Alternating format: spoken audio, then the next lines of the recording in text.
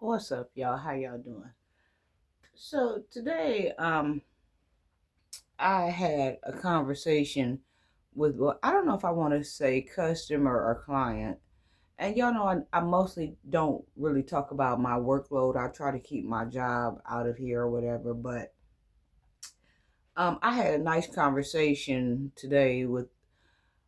I am doing a trial run period in a different department to see how I like it. And so I switched over, so now I'm dealing with a lot of produce and I'm dealing with a lot of vegetables or whatever, right? And so when I got over there, my uh, temporary manager, unless I decide that I want to take the position or whatever, um, he had, trained me and, given me the ropes, and I'm still in training or whatever, and giving me the ropes and stuff. And um, like I said, I deal with a lot of produce and vegetables and everything in the produce department, right? So he has. I just want to say client. I just want to say client. It just feels better. He has a client, customer, consumer that he deals with, and she eats a lot of salad. She eats a lot of romaine. Um, I don't know if she has a big family or not, but I'm just stressing that why it's good to always talk to wiser, mature people that's ahead of you. I've always done this. I've always Capricorns have this trait where they're going to get up under. I don't care what's going on from a baby. They're gonna get up under mature, wise people, and they're gonna learn some things. That's why they are so wise. But he had told me like that he has a client in the midst of training me that on Wednesday he wants to impress her. It's very very we have to do this. Like she comes in and she buys like 5 to 6 to 7 heads of romaine lettuce. This is really what she's here for, and we have to impress her. So on Wednesdays, I kind of push the things that are important to the side for his client, now my client, because I'm dealing with her more, to make sure that her romaine is fresh, and make sure that I turn it over and I trim the butts and I label them and get the best romaine heads out there that she can choose from, because she's a big uh salad consumer, and she takes a lot, and she does this weekly. And like I said, like when she comes, it's her and her husband. Now I know she said that she has a daughter, but she told me that they eat salad every day, every day, every day. And so I had been seeing her, but I was in a different department, so we didn't talk because I didn't have to deal with her like that. So when Wednesday comes now, because I know, that it's important to my manager, that we treat her right and we get her what she needs, I'll stop what I'm doing, when the door's open, to make sure that the main thing that she's coming to get is there. And we've chatted about 2 or 3 times, and I've had a romaine out there fresh for a couple of times or whatever. And then today I went out there. Like I said, Wednesday is the mark for me to get busy. Get busy. So last week when I had spoke with her or whatever, because the common thing that brings us together is salad. So last week when I had spoke to her in a conversation, she had mentioned that she makes her own dressing from scratch. So I'm like, okay, that now I know that I need to get with her on that. I said next time I see her, because I had saw her last Wednesday. I said, this week when I see her, I'm going to ask her how does she make her salad dressing from scratch.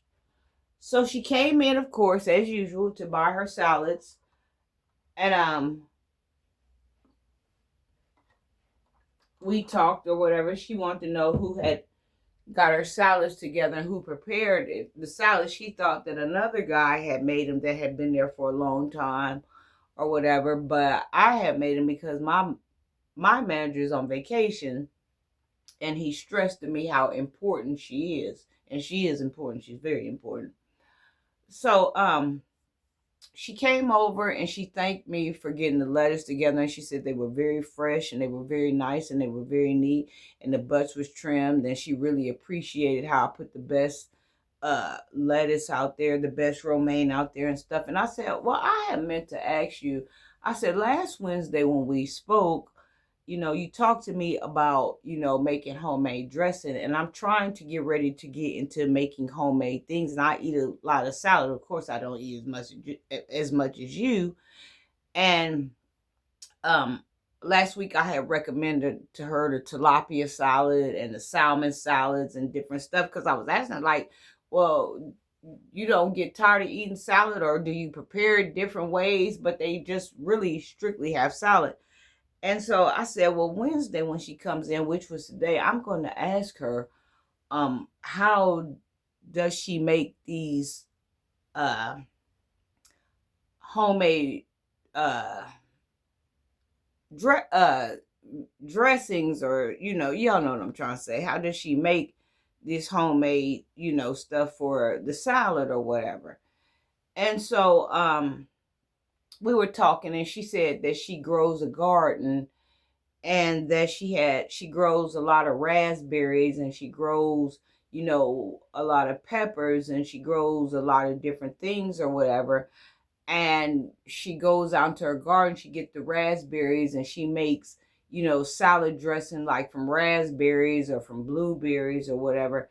And so I asked her, I said, oh, and what's the ingredients? And so she started telling me like the different seasonings that she uses, the salt and pepper, the paprika. And she was talking and I was listening. I said, well, you don't use vinegar? And she said, no, I don't like vinegar based salads. She was like, but in balsamics, but I do like red salad dressings. And so I had asked her, did she like plum salad dressings and stuff like that? And she was talking about how good they are and stuff like that. And so she was like, most of her ingredients that she uses to make her homemade dressings are from cooking wines that's in, not wine, but cooking wine. She used like sherry or different red wines to make the base of her salad dressings with different seasonings. She said, now my husband, which he was over there getting some other stuff, she said, now he loves Italian dressing, and he loves vinaigrette based dressing. So he makes a lot of vinaigrette based dressings, but sometimes he'll mix his vinaigrette based dressings with my wine dressings.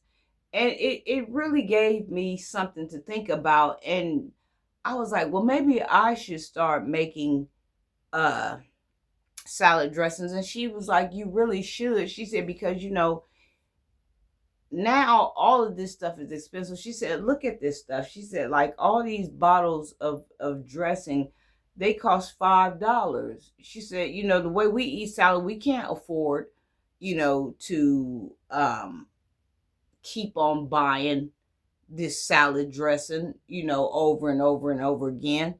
And she was like, in the taste, when you first try it, you might not like it. It's acquired taste, but you have to keep eating it. And after I said, oh no, I know I'll like it.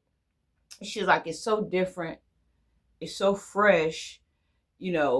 Anything, look around, anything that you buy over and over and over again, see if it can be made from scratch. See if it can be made fresh. And if it can, I advise you to start making things from scratch, making things fresh.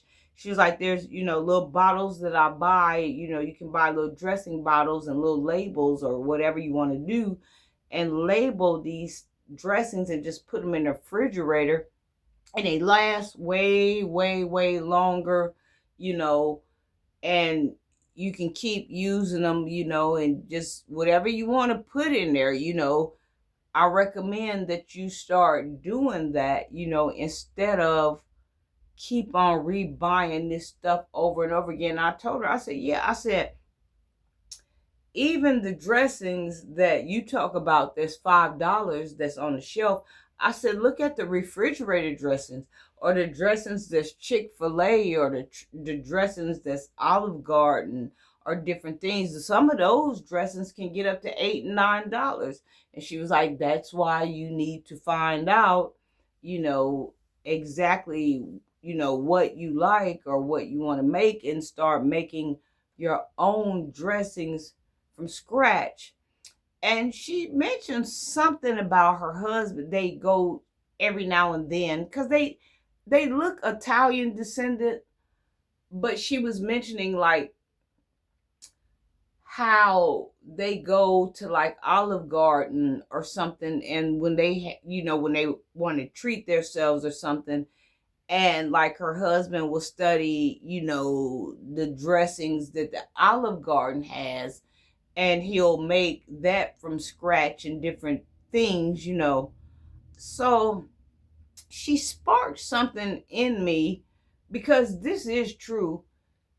I buy a lot of salad dressings. I got ranch, I got buttermilk ranch, I got avocado ranch, I got cilantro ranch, I got zesty Italian, I got creamy Italian, I got Catalina French, I got this and that. But if I was to start making my own and it lasts me triple the times over, then that's a bill that I could eliminate in a different area that I wasn't even thinking about, especially for Black people. Because when we eliminate bills, it's different type of bills. We trying to eliminate the weed bill because we eating up all the groceries. We trying to eliminate different type of bills. You see what I'm saying? But I never thought about eliminating, you know, bills that I could do from scratch to save me more money. And so I said, well, how do you make these things or whatever? Like, how do you get this going? And she said that she had bought a food processor, and she uses this food processor and she puts everything in there or whatever she needs or whatever. And she lets the food processor do the work, and she loads it in to the bottles or whatever, and she refrigerates it, and that's what she does. And so I was thinking, well, maybe I should start looking into that. So this week, this Wednesday coming up, she's going to bring me the recipe for her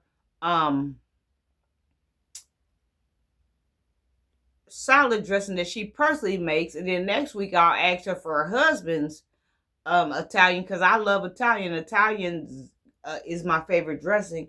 I'll ask her to bring me her husband's, and then after that, I think I'll start going. And then she asked me, she said, well, do you grow a garden? I said, no, I don't know nothing about gardening. And she said, well, yeah, grow a garden, start looking into getting a garden together and stuff. And, things that you have in your garden or whatever will be the base of things that you can start making to start preserving money. She was like, an economy like this, you have to start learning how to make things from scratch, things that's going to last longer, things that you don't have to keep buying over and over and over again, things that you want to taste the way you want to taste them. And to be honest, I agree. I love you. Mwah.